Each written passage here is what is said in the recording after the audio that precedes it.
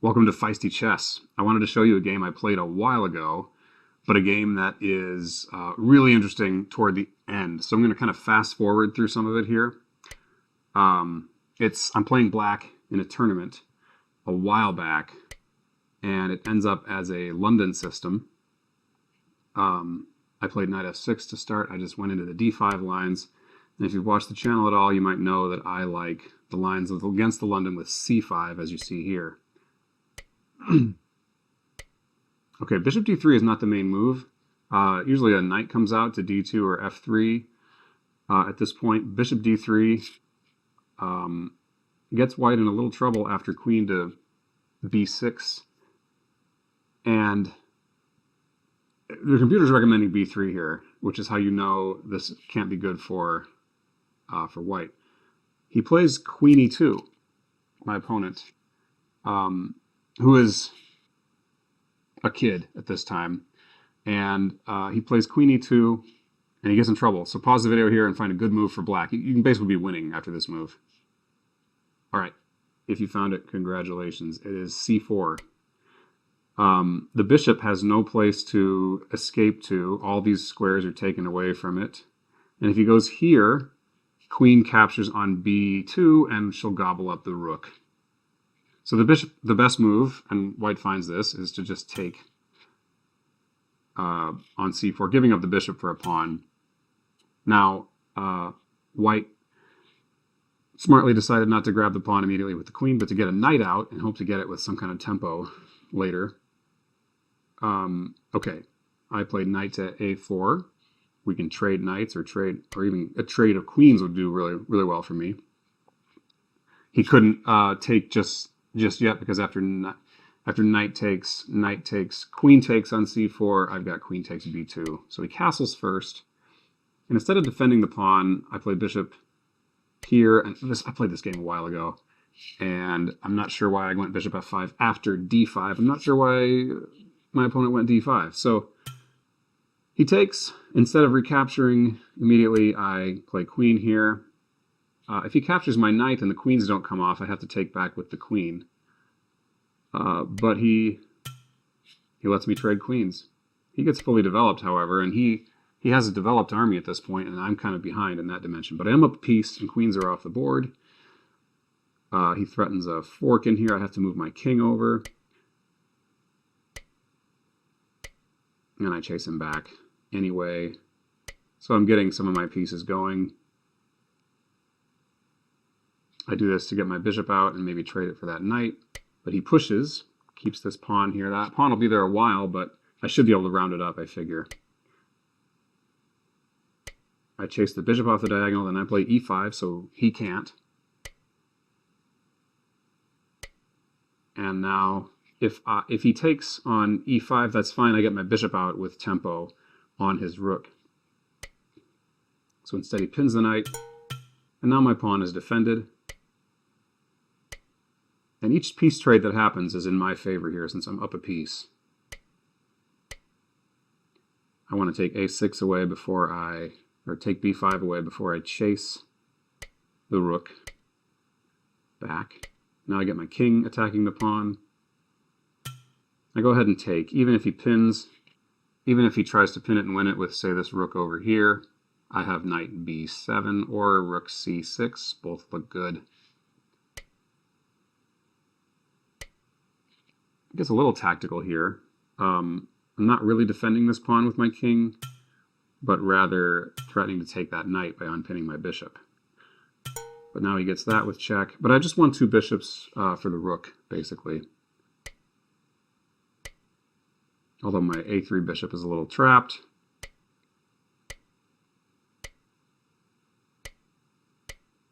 Okay. And now black makes a big mistake by recapture. He should recapture with the rook and let me win a pawn there, but he recaptures with the pawn, which allows this. And now, to avoid getting forked, because if he comes here, he'll get forked. If he comes here, knight b7 actually just mates. Almost. He's going to lose that rook in any event. He has to go back to b. 1. Now, let's see. Pause the video. Well, you can pause the video and find a good move for black here. That's actually a mate in 5. So the mate in 5 is bishop here. It's not a check. The problem is that the knight's going to land here inevitably for a mate. And even if this pawn gets cleared out, that knight's going to be a mate thanks to the bishop covering that a2 square. There's only like rook checks and interpositions with the rooks in the meantime that will even slow this down. But that's a pretty simple mate that I failed to see because by this point I was already in time trouble. And I went with this plan of just gobbling up white's pawns. I wanted to keep my rook on the board, so I took with the knight. I wanted to keep my rook on the board to keep his king out of the game. Okay, and here I gobble another pawn, but this allows him to win back a bishop, which I get 2 pawns for, and it's still pretty okay. And there's lots of moves that win here, but I gobble up his last pawn. And yeah, so now the rook checks begin. And this rook hits the knight. And I defend. And now here comes rook a6 check. And I come to e5, and I notice my opponent really perks up at this point. He's probably 11 or 12 years old, and he perks up. And I was like, oh no, maybe I need to watch out for things. But I was low on time, and he throws in this check, and I come to c5. So here's a place where you can pause the video and try to find a really good move for black. Sorry, for white. For my opponent. He can actually force a draw here. Okay, we're going to show it. Move is rook c6 check. And I have no option but to take this rook because I'm mated otherwise. So I take the rook, and now the other rook does the same thing. And wherever I go, he's always going to continue checking on this, on the rank, right? And if I come here, same thing. The thing is, if I ever take, either with the bishop or the king in this scenario, his king doesn't have any moves, so it's a stalemate. So this kind of thing does happen. It happened to me in a tournament game. It's one of the coolest things that's ever happened to me in a tournament game. And I was just on the wrong side of it. I mean, I'm on the superior side of this draw, but a draw is a draw. And being on the superior side is kind of like, well, you're really kind of on the losing side of the draw, if you know what I mean. And if I try to sneak out here, it's no good because my rook prevents. Now I have nothing but to take. So that desperado. Now you might have seen these rook desperado ideas in some chess books before. But I don't know if I've ever seen double rook desperado like this. The key mistake here. I mean, I made a lot of mistakes in time trouble here. I had mates earlier. I just showed you one of them. And there's other things I could do to make the win simpler from here. For instance, at some point I could have just traded rooks immediately here with rook a4 check. And then his king is not stalemated anymore. But right now his king is stalemated, and I have to have responses to everything. Here I could also defend the knight this way, and that gets me out of stalemate problems. There's lots of things I could have done better. I want to get my pawns rolling, and I was in time trouble. I could also come around this way, and here I think I can actually take, but there's no more rook checks. I mean, if he takes here, I can take with the pawn. But the point is, he can't check with this rook. Oh wait, no, he can. I don't know.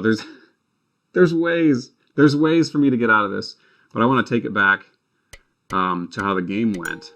And here, after King D5, I went King C5. The best move, there's two good moves here. Bishop here would obviously give up the bishop, but also give up the stalemate idea. So blocks, and now the king has wiggle room. So he can take here, but you know, I have plenty to win this.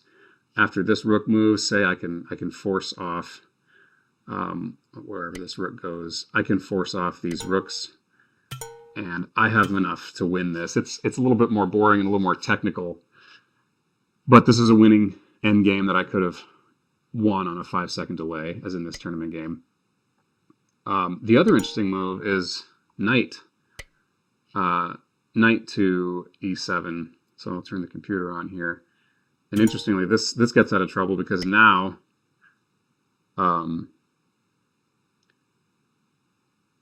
he doesn't have this check because I can take with the bishop. And if he goes here, say, I can take like this, and he doesn't have that check because of the bishop. Quick correction. If the rook checks here, this shows you how tricky this stuff is. I can't take with the bishop because the bishop's not off this diagonal, and he still covers a2, so it's still a stalemate. But I can still win because the checks will eventually be stoppable. So now if he checks either of these squares, I can capture with the bishop, and the king will have a2, so there's no stalemate. So I was right, but for the wrong reason, and this is why this stuff is so tricky with the stalemates. The kind of tactics you just don't see anywhere else in chess with these kind of desperado ideas. Yeah, okay. Let's finish this up.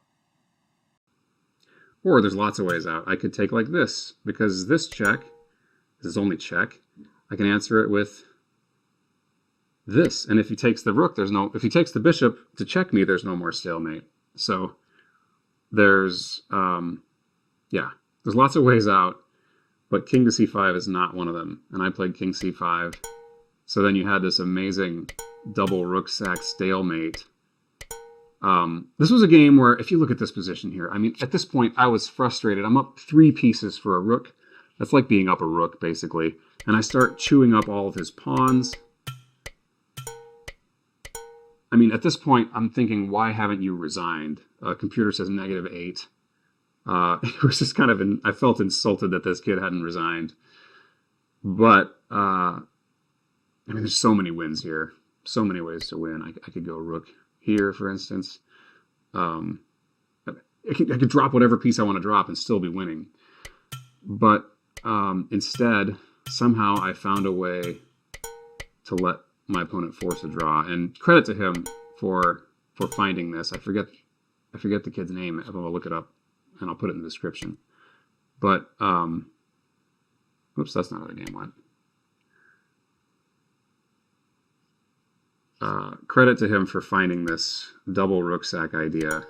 Really beautiful to force a draw. And it's one of those book, like chess puzzle in a book kind of draws. I've never seen the likes of it since or before on the chessboard. So I thought it was pretty feisty, even though it wasn't me that executed it. So thanks for watching. Hope you learned something. Stay feisty.